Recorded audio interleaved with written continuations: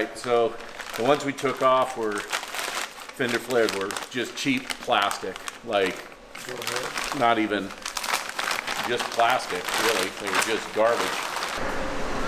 You have to do some cutting and flexing. Oh yeah.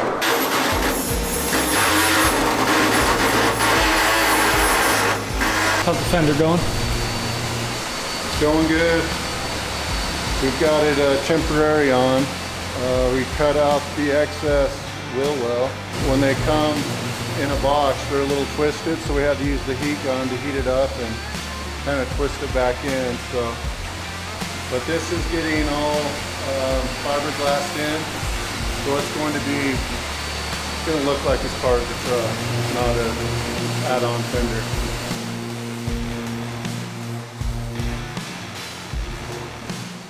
Okay, so we need to get these fender flares back off because these are just dry fit. We're going to take them off, sand down to metal so that then I can epoxy prime the metal, epoxy bond the fender flares to the car.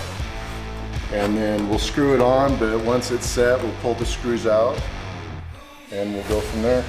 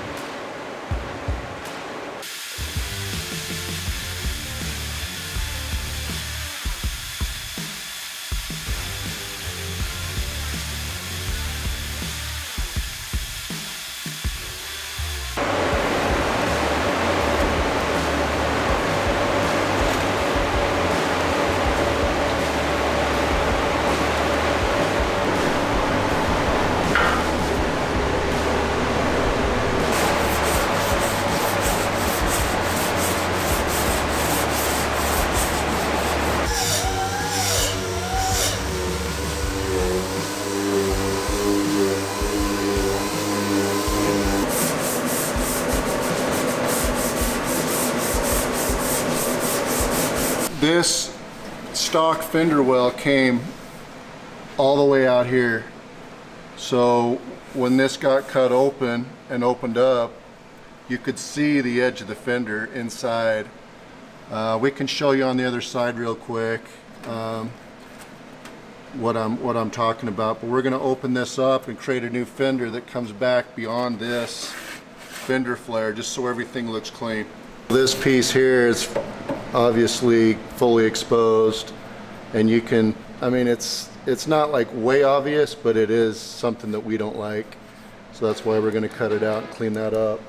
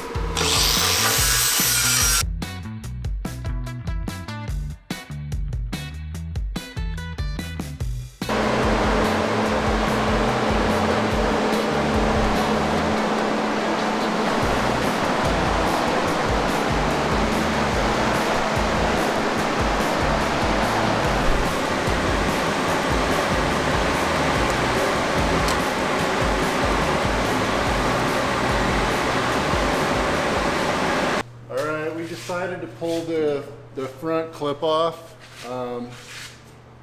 And the reason why, this is going to be two-tone color. We're going to do white in the center and then the color on the outside, but we want the back panel to be colored also with the car. And there's no other way to do it, so we do need to take this front clip off.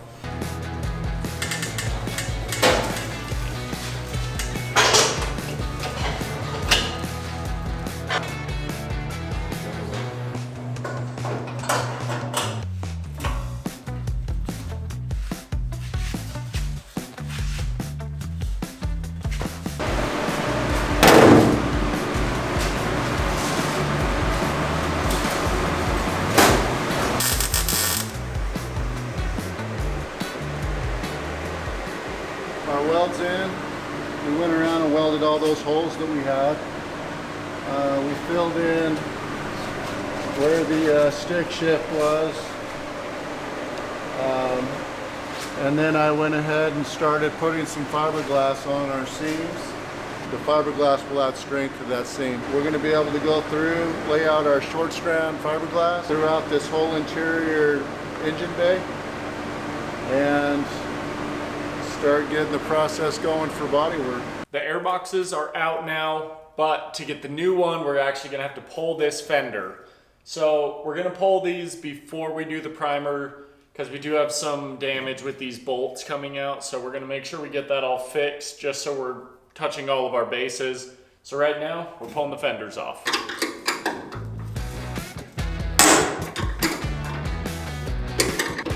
One of the best things about these snap-on drivers is I can put that 13 mil on there and just get all the leverage I need.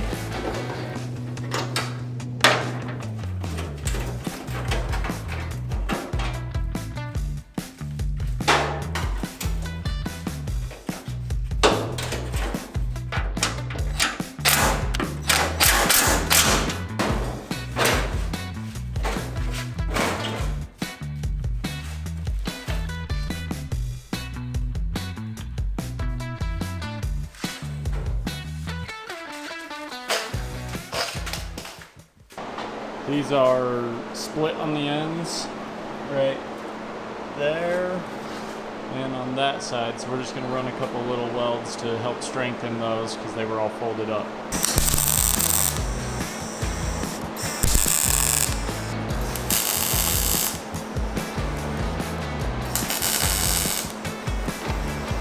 So we just welded down the line, and then I welded on each side of that just to give it some strength. Now it's stronger than the rest of the metal, so I did it on the back side so that we didn't have to do too much grinding on the front side. This just gives it more strength. Alright, so this is the roll cage for the Bronco.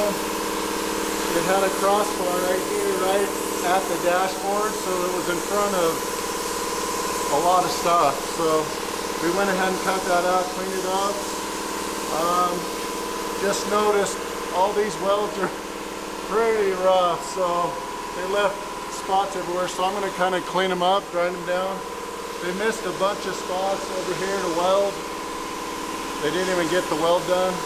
So we're going to clean it up, get it prepped, and paint it with the Bronco. Are we gonna color match it? Color match to the Bronco. It'll look sweet.